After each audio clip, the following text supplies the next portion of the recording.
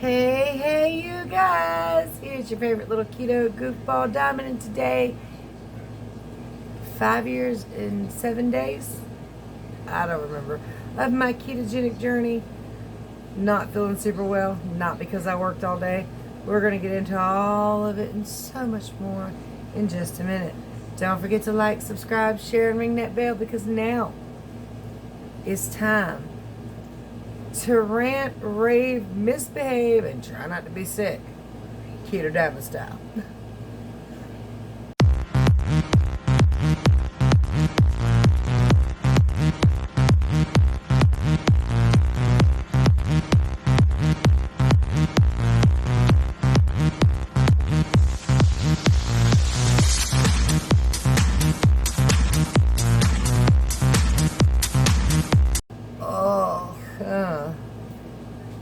I'm telling you. Alright, so last night after I filmed my video, went to bed. Made an attempt to go to bed. My brain didn't want to go to bed, I guess. I mean, I laid there. I kept my eyes closed. I was still and quiet. An hour and a half later, I was like, what the hell's going on? I finally did drift on off and woke up just a couple hours later with like a pounding headache, tightness all up in here. Not a big surprise. I get migraine headaches when I get bad sinuses, but generally not since I've started keto. I used to have migraines really, really bad all the time. Turns out that was for most of my food choices. I just didn't know it. But, and most of my sinus problems were too. I do have seasonal allergies, various things bloom and die. They will mess with me. But not on the every single day sick level I used to have. Today is an exception to that rule, however, because when I got up out of bed, my head was thudding so much I couldn't hardly walk or function, and the light was bothering my eyes really bad. I ended up having to call in sick to work. I did make a doctor's appointment, had a video visit. They didn't have time for a sick visit, but they had a video visit. They called in some headache medication and some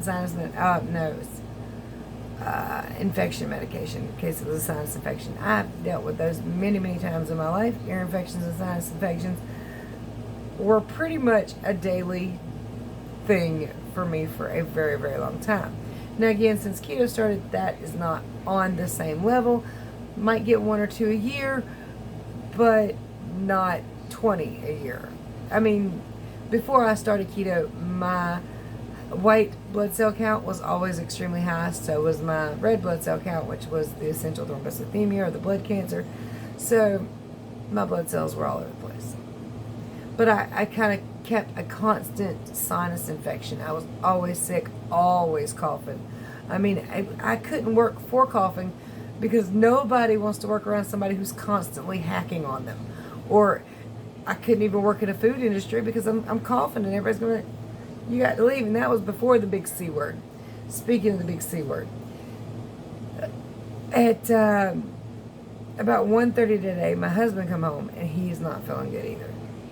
And the symptoms with the headache and other stuff that came on, and then him being sick too with the symptoms he was having, mimicked last year around September when we got, So I was like, oh my God, no, not again. I just don't even want it. Now, granted, mine was very, very mild. Very, very mild. I had pretty much just a mild hangover style symptoms, a light headache that just wouldn't go away. Sometimes it was a thudding headache, but sometimes it was very light. And then I had mild nausea, lost my taste and smell. By the way, I just got my full taste and smell back, I believe. So like last week, if you noticed when I showed you some of the stuff I ate, I actually ate some strawberries, which for the first time in a year, almost a year, didn't taste like burnt plastic and didn't smell like burnt plastic. Ever since I had the C word, and I'm saying the C word because if you say it on YouTube, they want to mess with your monetization. So they want to like scrub it or something. I don't know what the hell they're doing. But anyway, yeah. So, I mean, I haven't been able to stand the scent of strawberries because they didn't smell like strawberries at all. It just smelled like some kind of chemical and some kind of plastic. Be it real strawberries, strawberry extract, strawberry scents, and like shampoos and stuff. Could not stand the scent of them. All perfumes and colognes had a little bit of a stench to them that was just different than they used to smell. But last week I was able to eat strawberries and enjoy them and actually taste strawberry. And also I had a strawberry sugar-free monster last week and it was good. So yeah, I mean, I was finally able to do it. So I finally had gotten the scent and taste back for strawberries. So I was thinking, come on, I just got this crap back. I don't want it again. But we did go to the ER tonight because since my husband left early, and I already have a doctor's note for today because I was already sick. Well, anyway, since he left early, we thought it would be a good idea just to go ahead and, considering our symptoms mimicking last year at this time, we thought it would be a good idea to go ahead and go get a test. Both of us come back negative, by the way. Which I did last year the first time for like 5 days. I was sick 5 days before anybody else was. And yet, everybody else tested like that. And I didn't. So it took 5 days. So anyway, we don't, apparently. But over the course of the day, another reason I wanted to go was I started getting a really weird feeling in my stomach. So what's going on with my tummy is weird. It feels wet. And my mouth feels slobbery and extra special slobbery. You know how that works. That's usually a sign of being sick that way. Or stomach sickness. So I was a little like, seriously? Because I have ate today, but my stomach feels like there's nothing but fluid on it. Feels like there's nothing but water in there. No fever, me or hubby, either one. Now last time he had a fever the whole time. And it was nasty. He was sick for like 3 weeks. So it was like the last thing I want to deal with. Now, I do have a doctor's note where I can stay out tomorrow, but my paycheck dictates that I better not. And I'm hoping I wake up in the morning not feeling nauseous, not feeling bad, and no headache. I do have some headache medication. Like I said, the doctor, the first go round, well, the second go round, he called it some nausea medicine. First go round, a headache medicine, which turns out I got it over the counter for $3 instead of $15 with my insurance that I pay hundreds of. I digress. I got it over the counter. It was $3. Much better. And let's see. The other one was an antibiotic, which I didn't earlier feel like I needed at the time. The lady didn't put it back. She told me to be here if you need it for the next 7 days. It's like, great. So, yeah, I just didn't feel like I needed to spend the money on it. Because other things started happening and it didn't seem like it was just a sinus infection. So.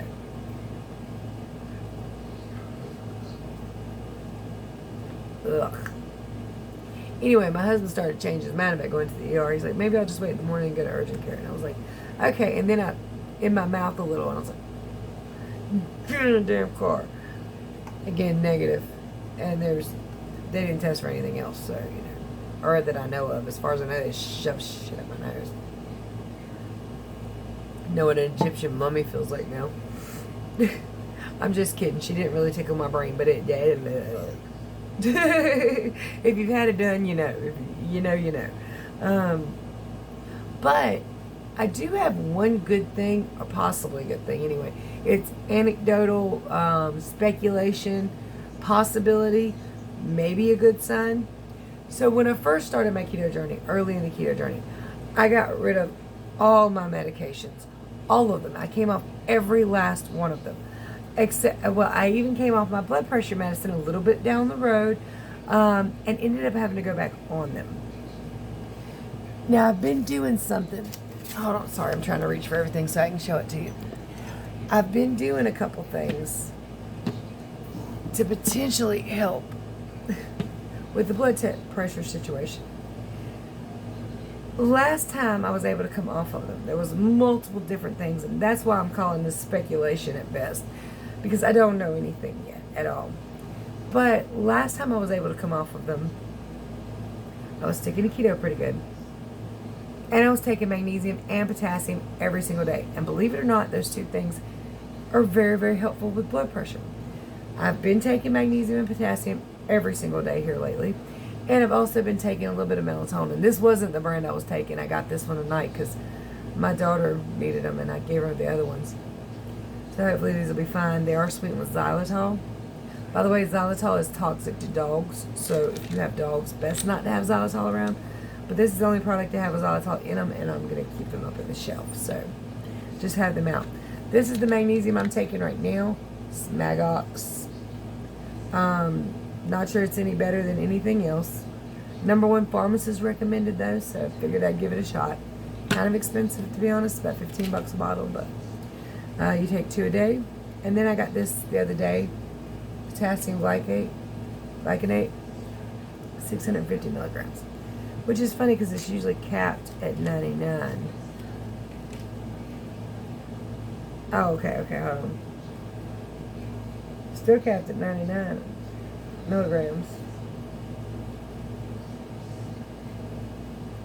I guess it's 2 different forms.